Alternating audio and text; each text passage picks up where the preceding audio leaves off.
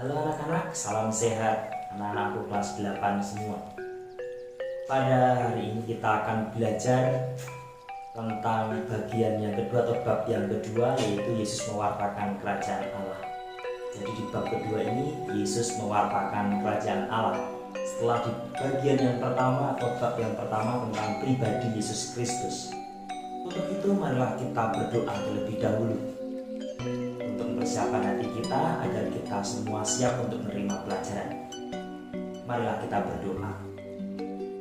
Dalam nama Bapa dan Putra dan Roh Kudus. Amin. Allah Bapa yang Maha Baik, terima kasih atas segala penyelenggaraanmu atas kehidupan ini. Pada saat ini kami akan belajar untuk memperdalam dari tentang pengetahuan kami akan kerajaan Allah. Ya Bapa, semoga melalui pelajaran ini kami semua dibimbing untuk semakin setia, semakin beriman akan Engkau. Demi Kristus Tuhan dan pengantara kami. Amin. Dalam nama Bapa, Putra dan Roh Kudus. Amin. Baik anak-anakku yang terkasih, pada bagian bab yang kedua, yaitu Yesus mewartakan kerajaan Allah, ini akan terbagi di dua bagian. Bagian pertama atau bagian A, kerajaan Allah sebagai pokok pewartaan Yesus. Dan bagian yang kedua, yaitu Yesus mewartakan kerajaan Allah melalui perumpamaan, tindakan, dan mukjizat. Nah, pada bagian yang pertama ini kita akan belajar tentang kerajaan Allah sebagai pokok pewartaan Yesus. Baik anak-anakku yang terkasih, sebelum Yesus ada, sebelum Yesus itu lahir, Yesus yang hidup di dalam bangsa Israel saat itu atau bangsa Yahudi saat itu, bahwa pokok pemahaman tentang kerajaan Allah itu sudah ada terlebih dahulu. Jadi sebenarnya pokok tentang pemahaman kerajaan Allah itu sudah ada. Apa saja pokok pewartaan kerajaan Allah pada masyarakat Yahudi saat itu? Ada 3 pemahaman pada saat itu. Yang pertama yaitu kerajaan Allah bersifat politis. Politis atau dari kata politik di sini. Artinya di sini kerajaan Allah yang damai itu akan tercapai apabila Allah tampil sebagai tokoh politik yang gagah berani memimpin bangsa Israel melawan Romawi. Nah, itu adalah kerajaan Allah bersifat politis. Maka pada saat itu banyak nabi-nabi saat itu mereka hidup dalam dunia politik. Ada Nabi Yesaya, kemudian ada Yusuf, mereka dalam dunia politik kala itu. Bagaimana mereka berhubungan dengan para raja dan sebagainya. Maka tidak dapat dipisahkan antara para nabi dengan politik. Bahkan di zaman raja-raja ada pembebas Daud, bagaimana Daud menjadi raja dan sebagainya, membebaskan kala itu. Lalu kemudian yang kedua, kerajaan Allah itu bersifat apokaliptis. Artinya apa? Apokaliptis, kekuatan dahsyat, kekuatan yang luar biasa. Kata apokaliptis itu sendiri, yaitu kerajaan Allah yang tercapai bila Allah menunjukkan kuasanya dengan mengguncangkan kekuatan langit dan bumi. Dan pada saat itulah Allah akan membangkitkan dunia baru. Kalau kita melihat di sini, kala itu kita bisa melihat seperti Musa. Musa itu saat membebaskan bangsa Israel dari perbudakan Mesir, dia menunjukkan kekuatannya, kuasanya saat itu dengan cara membelah laut jadi 2 bagian. Ada kekuatan besar menguncangkan bumi dan langit dan bumi kala itu. Nah, kemudian yang ketiga yaitu kerajaan Allah bersifat juridis religius. Jadi yang ketiga, kerajaan Allah bersifat juridis religius, yaitu pada dasarnya Allah itu sudah meraja secara hukum. Jadi Allah sudah meraja secara hukum dan akan menyatakan kekuasaannya sebagai raja semesta alam pada akhir zaman dengan cara menghakimi semua bangsa. Jadi pada bagian juridis religius ini jelas bahwa Allah sudah meraja secara hukum, kemudian akan menyatakan kekuasaannya sebagai raja semesta alam pada akhir zaman dan menghakimi semua bangsa. Nah, ini juridis religius. Ini adalah 3 pemahaman kerajaan Allah pada zaman Yesus atau sebelum Yesus sampai dengan masyarakat Yesus pada saat itu. Kemudian Yesus tampil mewartakan kerajaan Allah. Apa sih pokok pewartaan Yesus atau pokok pewartaan Yesus tentang kerajaan Allah? Kalau kita melihat dalam Matius 5 ayat 3 dikatakan bahwa berbahagialah orang yang miskin, karena engkau yang memiliki kerajaan surga, atau engkau yang punya kerajaan surga. Kerajaan Allah juga sama dengan kerajaan surga. Nah, dengan istilah ini, itu juga menggunakan kata istilah kerajaan surga juga. Apa maksudnya? Kenapa orang miskin? Lalu kemudian di Matius 4 ayat 17, Yesus mengatakan, bertobatlah, karena kerajaan surga sudah dekat. Apa hubungannya? Nah, di sini Yesus ingin mengatakan demikian sebenarnya.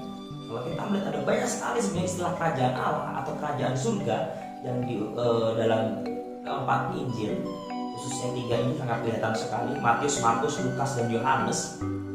Itu Yesus selalu mewartakan ini pokok wartaan Yesus. Apakah itu sebenarnya? Nah, yang perlu kita pahami bahwa kerajaan Allah atau kerajaan surga yang diwartakan Yesus itu bukan daerah kekuasaan.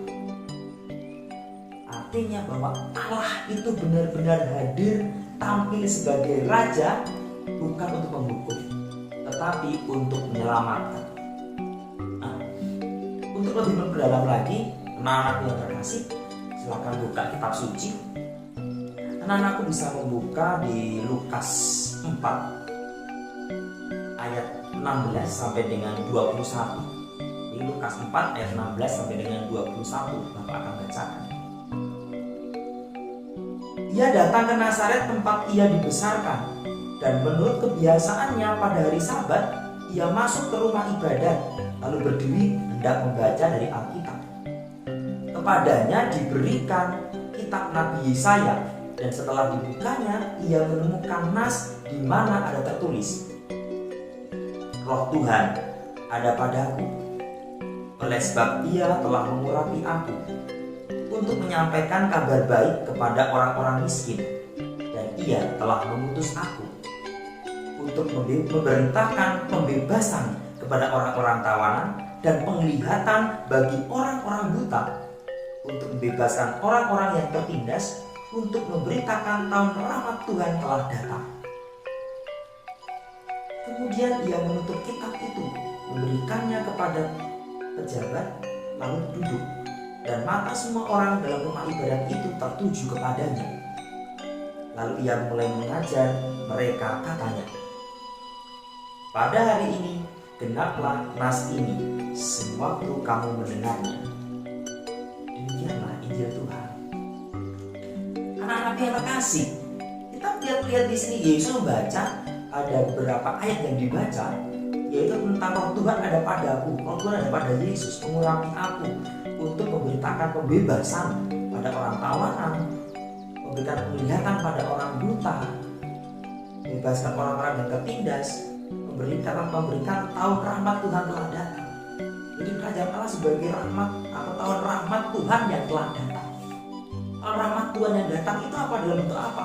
Pembebasan, penyembuhan. Ini yang diwartakan oleh Yesus. Jadi apa sebenarnya kerajaan Allah yang diwartakan oleh Yesus? Dari sini kita bisa menyimpulkan ada 2 hal sebenarnya yang bisa kita simpulkan. Yang pertama yaitu kerajaan Allah itu memiliki makna sebagai pewartaan kerahiman Allah. Pewartaan kerahiman Allah, yaitu Allah yang senantiasa selalu memberikan pengampunan pada manusia. Maka di sini sebagai warta pengharapan. Pengharapan manusia banyak berharap. Harapan keselamatan itu akhirnya hadir. Itu makna yang pertama. Kemudian makna yang kedua yaitu Allah yang turun tangan untuk menyelamatkan dan membebaskan dunia secara total dari kuasa kejahatan. Jadi sangat jelas sekali Allah yang ingin menyelamatkan dan membebaskan dunia dari kuasa kejahatan. Baik anak-anak, cukup sekian untuk bagian bab yang kedua bagian A, yaitu kerajaan Allah sebagai pokok pewartaan Yesus. Apabila anak-anakku yang terkasih ada yang ditanyakan bisa bertanya di kolom komentar, atau secara pribadi anak-anakku bisa bertanya melalui Instagram Bapak @perangkai_diksi @perangkai_diksi. Baik anak-anakku, kita tutup pelajaran pada saat ini dengan berdoa. Marilah kita berdoa. Dalam Bapa, Putra, dan Roh Kudus. Amin. Allah Bapa yang Maha Kasih, terima kasih karena Engkau telah menyertai kami dalam pembelajaran jarak jauh pada saat ini. Semoga dengan pengetahuan kami bahwa Engkau adalah yang Maha Rahim akan menyelamatkan dan membebaskan kami semua dari kuasa kejahatan, menjadikan iman kami akan Engkau semakin kuat dan semakin teguh. Doa ini kami ajukan kepadamu dengan perantaraan Kristus Tuhan kami. Amin. Dalam Bapa, Putra, dan Roh Kudus. Amin. Baik anak-anakku yang terkasih, salam sehat. Selalu jaga kesehatan, jangan lupa selalu cuci tangan dan pakai masker kalau kemana-mana, dan juga selalu jaga jarak kalau anak-anakku ada berada di keramaian. Sampai jumpa anak-anak.